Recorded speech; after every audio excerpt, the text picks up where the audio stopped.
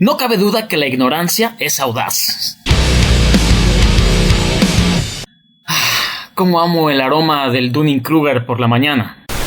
Hola, bienvenidos todos. Yo soy Mario alias Wey, o Wey alias Mario. Bueno, da igual. No importa, mi nombre no importa, mi nombre no importa. Bienvenidos a este canal que es justamente como su nombre lo dice para desmontar algunas cosas que se ven a través de esta plataforma de YouTube. Y en realidad yo originalmente no tenía pensado hacer esto, pero me animaron algunas personas porque hay algunos puntos interesantes que me gustaría discutir.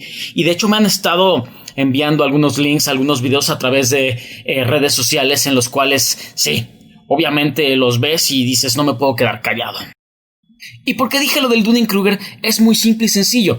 No sé si ustedes saben lo que es el efecto Dunning-Kruger. Para los que no lo sepan, es un sesgo cognitivo en donde una persona con ciertas incapacidades se sobrevalora y piensa que sus capacidades son mayores de lo que en realidad son. E incluso que su conocimiento es mayor del que en realidad es. Y también aquellas personas que tienen un conocimiento bastante bueno, pero que menosprecian a todos aquellos que les contradicen. Bien, teniendo esto en claro, vamos a empezar con algunas cosas. Lo que me animó a empezar con este video fue que me enviaron el link de un youtuber que se llama Dallas. El video se llama Sáquenme de Latinoamérica, esto tiene que parar ya. En donde da una serie de argumentos donde nos dice por qué los latinoamericanos estamos equivocados al querer salir de Latinoamérica. Obviamente comenzamos haciendo referencia a un meme. Ustedes saben perfectamente lo que son los memes, tienden a exagerar las cosas, son para causar un poco de gracia, etcétera, etcétera. Pero bueno, él se lo tomó literal. Pero sí que es verdad que hay algo de realidad detrás de este meme. Y sus argumentos, nuevamente lo pongo entre comillas, dejan bastante que desear. Vamos a partir del hecho de que no lo estamos haciendo como víctimas, es decir, no nos estamos victimizando. En mi caso particularmente, puedo decir que afortunadamente gozo de una calidad de vida decente. No te voy a decir que extremadamente abundante, no soy rico ni mucho menos, pero afortunadamente no me ha faltado nada. No obstante, esa es mi situación personal y eso no significa que tenga que menospreciar al resto de personas que pasan por otras circunstancias diferentes a las mías. En fin, veía algunas de las cosas que decía este youtuber y bueno, obviamente es difícil estar de acuerdo con él, sobre todo cuando estás viviendo en Latinoamérica. Y bueno, pues es que hablar desde el privilegio es poco realista. ¿Y por qué digo desde el privilegio? No puedes comparar el estatus de un país como lo es España, que es primer mundo. Quizá no de los más representativos de primer mundo, porque España también tiene sus carencias y sus defectos, y algunos muy grandes, pero no lo puedes comparar con los países en vías de desarrollo que son los países latinoamericanos. Yo lo digo desde mi propia perspectiva. Yo vivo en México, o sea, sé que las experiencias que estaré narrando, la mayor parte van enfocadas a lo que se puede vivir en México, pero no son muy diferentes al resto de Latinoamérica. He de decir que realmente me da muchísimo gusto saber que Dallas no es político y que jamás en la vida va a estar liderando un país o una región, porque la verdad es que la visión de los políticos tiene que ser general, no únicamente decir las experiencias a partir de lo que uno ha vivido, es decir, no únicamente contemplar el mundo a partir de la experiencia propia, no, sino tenemos que tener la capacidad de empatizar y voltear a ver al resto de la sociedad para poder tomar decisiones acertadas. Y bueno, vamos a partir del concepto de que la calidad de vida es lo que define lo bien que se puede vivir en un país o lo mal que se puede estar. Y bueno, hay 5 elementos esenciales que conforman la calidad de vida, que son el bienestar emocional, el bienestar físico, el bienestar material, el bienestar social y el desarrollo. Estos 5 elementos son los que sirven para determinar la calidad de vida en algún lugar específico. Obviamente, en algunos lugares estos factores son mayores que en otros. Y no son directamente proporcional un factor con el otro, pero eso es lo que determina en realidad la calidad de vida. Tomando esto en cuenta, no podemos comparar un país con el otro. La calidad de vida de un sitio a otro, muchas veces se distancia de forma impresionante. ¿No? Por ejemplo, en el caso de, si hablamos del factor de bienestar social, en los países latinoamericanos impacta de manera muy fuerte el aspecto de la seguridad, cosa que en los países europeos en la mayor parte no. Y quizá ellos no lo puedan entender de mejor forma porque pues, no viven aquí, pero quien lo vive a diario o quienes lo vivimos a diario nos damos cuenta de la gran cantidad de diferencias y de la brecha tan enorme que existe en ese aspecto, por ejemplo, y ese es uno de los aspectos nada más. Vamos a empezar debatiendo con las frases de su propio video, ya que él argumenta en varios de los debates que ha tenido y varios de los videos que se sacan de contexto sus palabras. Vamos a tomarlas específicamente como las dijo. Y bueno, leña al mono que es de goma. Una cosa muy positiva de prácticamente todos los países de Latinoamérica es que es muy barato vivir. No necesariamente. Si bien los precios son menores a los de Europa, obviamente, también los ingresos son menores. Y las rentas, no te creas que son diferentes proporcionalmente. En realidad, el decir que es muy barato vivir en Latinoamérica es una falacia. ¡Inventores de falacias! Bueno, obviamente si ofreces los servicios en otro lugar, depende del tipo de servicios que ofrezcas, podrás obtener a lo mejor un mayor beneficio. Pero eso, uno, debes de tener internet, dos, debes de tener la formación. También tienes que tomar en cuenta bastantes cosas, ¿no? ¿Qué porcentaje de la sociedad mexicana realmente podría llegar a ser programador? Y eso es complicado, ¿no? Porque para ser programador hay que saber leer, primero que nada, ¿no? Hay que tener un mínimo de alfabetización. Y desafortunadamente en México contamos con ese problema. Una gran cantidad de la sociedad no está alfabetizada o su nivel de educación es realmente bajo. ¿Cuántos tienen la oportunidad de llegar a la carrera? ¿Cuántos tienen la oportunidad de llegar todavía a posgrados? Es incluso mucho menor. No nos vamos a la carrera, vámonos al bachillerato, vámonos a la secundaria, incluso a la primaria.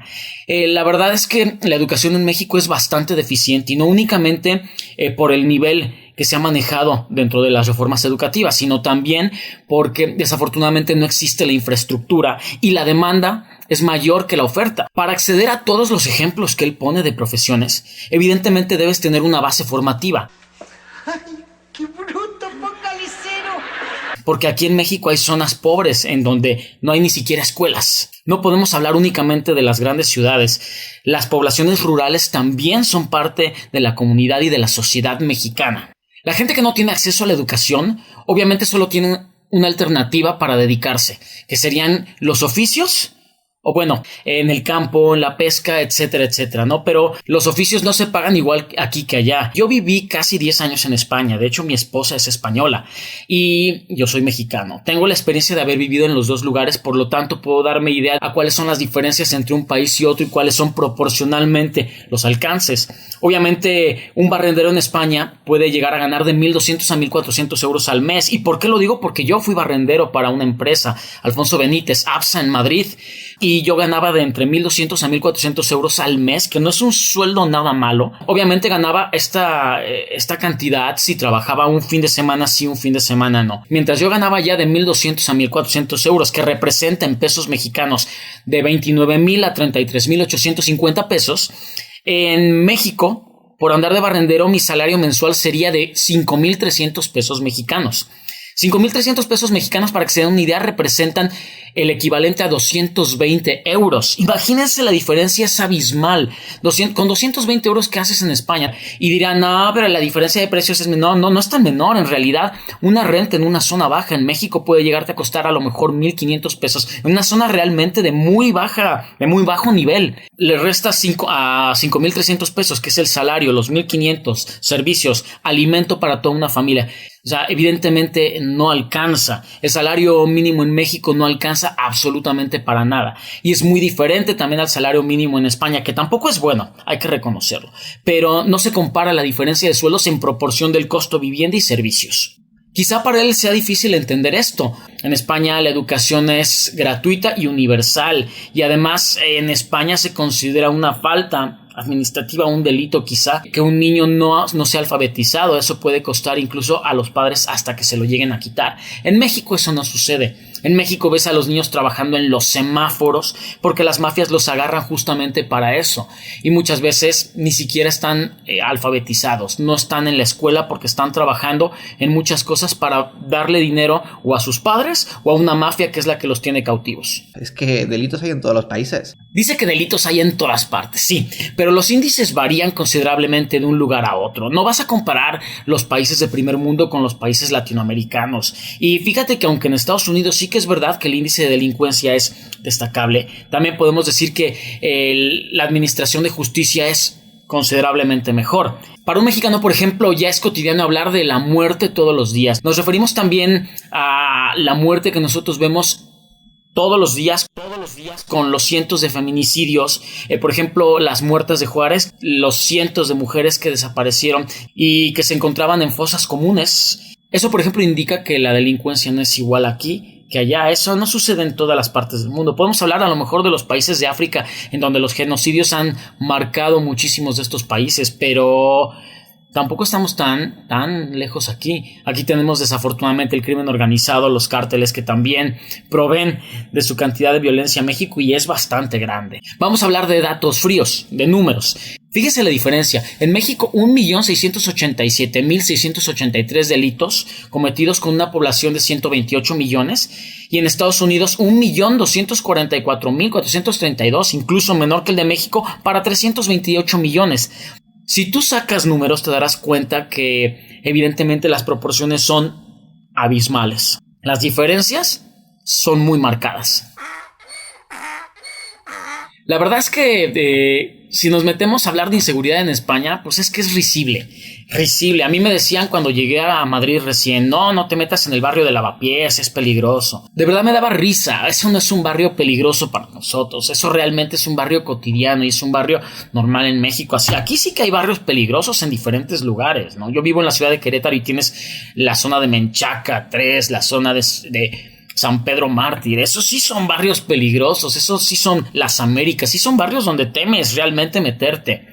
Incluso hasta de día hay barrios en los cuales ni las patrullas quieren entrar, ni la policía entra. Imagínense nada más. No me vas a comparar eso con España. O sea, ¿de qué me estás hablando? ¡Tonto! ¡Que eres tonto! ¡Del todo! Ni siquiera las Barranquillas me daban miedo. Me decían, no, ve a las Barranquillas, que es donde están todos los yonkis y todos los camellos contactando para vender la droga. Pues sí, ni siquiera yo realmente llegué a pasar las Barranquillas y no se me hacía ni lo más mínimo riesgoso para mí, estando acostumbrado a lo que yo había vivido aquí en Ciudad Nezahualcóyotl, por ejemplo. ¡El peor barrio de España es el más tranquilo de México! Es cuestión de buscar la zona buena donde no te vayan a meter un navajazo por andar. Eso es una tontería absoluta. Ahora, si pretendes vivir en la zona buena donde no te vayan a dar un navajazo, prepárate a pagar, porque eso cuesta. Y esas zonas son muy caras. Y una persona que gana el sueldo mínimo jamás va a tener acceso a esas zonas. Ciudad de México. Estuvimos creo que 4 días o 3 días estuvimos en Ciudad de México, no me acuerdo muy bien. En Ciudad de México andamos por el centro, andamos por esa plaza aquella, que no me acuerdo cómo se llamaba, una plaza del centro de Ciudad de México, ¿no? En Ciudad de México estuvimos 4 días, dice. Ese punto es hasta risible, no manches. ¿Y tú de verdad crees que por 4 días que estuviste en la Ciudad de México, tío, en el centro, ni siquiera estamos hablando de que en zonas peligrosas, en el centro de la ciudad, en el centro está el Zócalo, está el Palacio de Gobierno, en el Palacio de Gobierno está el presidente de la República. Obviamente el centro de la ciudad es una de las zonas más cuidadas, donde hay más seguridad, además es zona turística, no lo vas a comparar.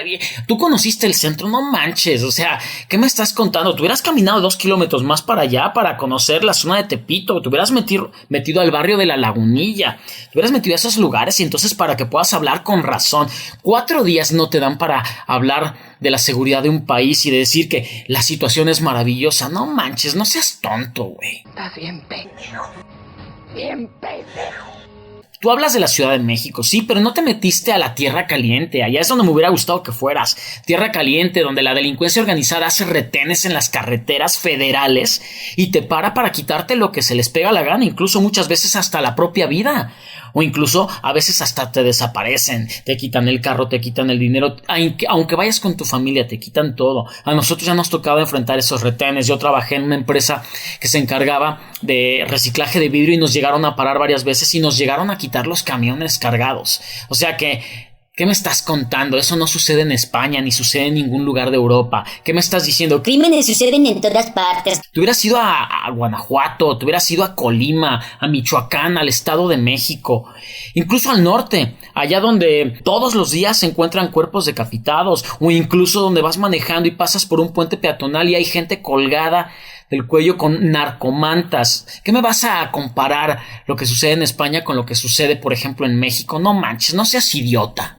Como a ti te encanta insultar, yo también te puedo insultar. Eso es muy fácil. Hacer un diálogo inteligente como te sugirieron por ahí en un debate formal en alguna otra página, que la verdad es que Se te hace así. le sacaste, cabrón, le sacaste. No me digas que Ay, no, que yo no le voy a dar fama. No tienes los huevos. te dio miedito, porque sabes que no puedes aceptar cuando te dicen argumentos que son reales y que rebaten con números y datos sólidos las tonterías que dices. Un ejemplo, imaginemos que eres de México, ¿vale? Y quieres montar una cafetería, por ejemplo, ¿vale? Si tú eres de esa zona, ya te conoces lo que se mueve por la zona, cómo funciona, cómo hablar, cómo tener en cuenta el tipo de negocio que le gusta a la gente. Nuevamente volvemos a los ejemplos anecdóticos, en donde no todos tienen la posibilidad económica para abrir un negocio, que se requiere una gran inversión para hacerlo.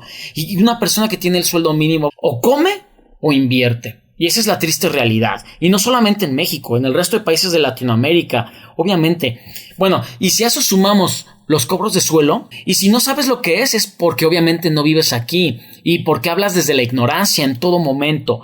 El cobro de suelo es cuando llega un cártel o un grupo delictivo de la delincuencia organizada y te cobra por protección en tu negocio. Pero malo que les digas que no, porque si les dices que no, al día siguiente tu tiendita está quemada. Y luego vienen y te dicen, ya ve, nosotros se lo dijimos. Y obviamente fueron ellos mismos. No sabes lo que es eso. Hay negocios que han tronado en México por esa misma situación. O hay gente que incluso ha decidido cerrar sus negocios o sus empresas porque eso sucede y porque ya no les resulta redituable, número uno, y porque, número dos, ponen en riesgo su vida. Todos los días en México la gente se juega la vida. Como si en Latinoamérica no hubiera oportunidades. Como si en Latinoamérica no hubiera oportunidades. Sí las hay, sin duda. Suponer que no las hay sería tonto, pero también suponer que todos tienen acceso a esas mismas oportunidades es hacer uso de sofismas. No todas las personas tienen acceso a esas oportunidades, ni de vivir en una zona buena, ni de emprender un negocio, ni siquiera de acceder a estudios. Vamos, ni siquiera en una educación integral. Existen desigualdades profundas en el país y hay una brecha enorme entre clases sociales. El número de ricos en Latinoamérica, yo te hablo desde México, por ejemplo, el número de ricos es un porcentaje mínimo que no llega ni al 10%. Estamos hablando que la gente que tiene altos ingresos están concentrados en menos de un 10% del resto de la población, y estamos hablando de 128 millones de mexicanos, en donde la pobreza anda con números bastante altos que ahorita voy a mencionar. Muchos comienzan la vida desde una posición más cómoda como la tenemos tú y como la tengo yo. Yo afortunadamente nací en una familia en la que nunca me faltó nada. Nunca me faltó techo, nunca me faltó comida. Yo no me tuve que preocupar por tener que comer al día siguiente. Mi única preocupación era sacar mis estudios adelante y graduarme en los diferentes niveles. Esa era mi única preocupación. Hay gente que no tiene esa misma ventaja. Quienes tenemos esa ventaja comenzamos la carrera mucho más adelante que los que desafortunadamente nacieron en una situación vulnerable, en donde se tienen que preocupar muchas veces de trabajar y estudiar simultáneamente, de atender a los padres, en los que a lo mejor vienen de una familia desestructurada. Y no me vas a salir que eso pasa en todas partes del mundo. Sí pasa, es verdad, pero también tienes que entender que la situación social en México de las clases más bajas, obviamente eso se recalca, es decir, sobresale de mayor forma. Los que somos afortunados, los que somos privilegiados, vamos a llegar muchísimo antes y con menos esfuerzo. Pero tú hablabas de Estados Unidos. Vamos a hablar entonces de datos reales. Son 57 millones de inmigrantes latinos los que hay en Estados Unidos, y que no son gente que se vayan porque quieran. Son gente que desafortunadamente ya no encontró oportunidades en sus países respectivos porque el mercado laboral está muy mal, porque desafortunadamente no contaban con el nivel educativo necesario para acceder a ciertas oportunidades, porque la inseguridad les obligó en muchas ocasiones a eso. Mucha gente de México se va huyendo de la delincuencia organizada. Pero bueno, la gente no emigra porque quiera. La gente no se va dejando atrás amigos, familia y todo lo que ha conocido solamente por ir a perseguir el sueño americano. No, se va por necesidad. No dejas atrás todo eso y no es una decisión fácil. No es fácil subirte a un tren, que es la bestia, y transitar durante cientos y miles de kilómetros para llegar a otro país, a arriesgarte a ver si encuentras suerte y puedes encontrar un trabajo decente para mandarle un sustento a tu familia. De esos 57 millones de inmigrantes que hay en Estados Unidos, 35.910.000 son mexicanos. Fíjate nada más, casi 36 millones. El estrato social de estos mexicanos generalmente es bajo. Son gente que tiene un nivel de educación muy bajo porque no han tenido la posibilidad de acceder a esa educación y porque desafortunadamente en México contamos con ese problema de la educación desde hace muchísimo tiempo. El mercado laboral en México no tiene la capacidad de ofrecer un trabajo para 35 o 36 millones más de mexicanos y el mercado laboral está muy mal en este instante. Si ellos se regresaran, de repente nos encontraríamos ante la incapacidad de mantener a todos. Sáquenme de Latinoamérica, porque realmente para muchos es una triste realidad que se vive día a día. Es una necesidad para muchos salir. No estamos hablando de las clases más afortunadas, no estamos hablando de la clase media, que sí existe una clase media en Latinoamérica, en México, también existe una clase alta. No somos nosotros los que pertenecemos a esa clase los que nos vemos en la necesidad de hacer esto, pero eso no significa que no sea una realidad cruda que sucede en nuestro país. Yo no me considero una persona en pobreza ni mucho menos y de verdad que agradezco mucho que la vida me haya ofrecido la posibilidad de nacer en una familia privilegiada o como un privilegiado, como lo eres tú. Pero eso no significa que haya gente o que toda la gente haya nacido en mi misma situación. El índice de pobreza en México es muy grande y ahorita vamos a hablar de ello.